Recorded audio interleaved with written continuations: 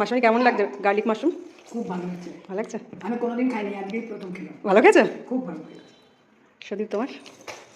শাশুড়ি মা আমার মাশরুম খেয়ে তো খুব খুশি হয়েছেন, প্রথমবার খেয়েছেন বলে কথা, খুব ভালো লেগেছে। তো 2 প্যাকেট মাশরুম উষ্ণ গরম জলে হলুদ দিয়ে অল্প করে ভালো করে ডলে ডলে ধুয়ে নিলাম। এখন কাটবো না, রান্নার ঠিক আগে কেটে নেব। এদিকে একটা ছোটো বাটিতে 1 চামচ কর্নফ্লাওয়ার আর দিয়ে দেবো 1 বাটি দুধ দিয়ে একটা স্লারি রেডি রাখবো। আমি একটু গ্রেভি বানাবো, তোমরা চাইলে কম দুধ বা জল ইউজ করতে পারো।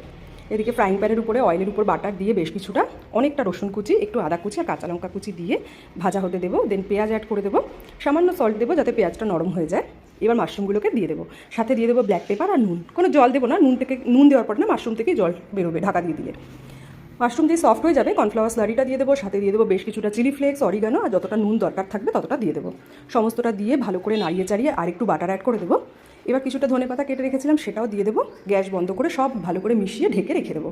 গরম গরম রুটি, লুচি, পরোটার সাথে কিন্তু খুব ভালো।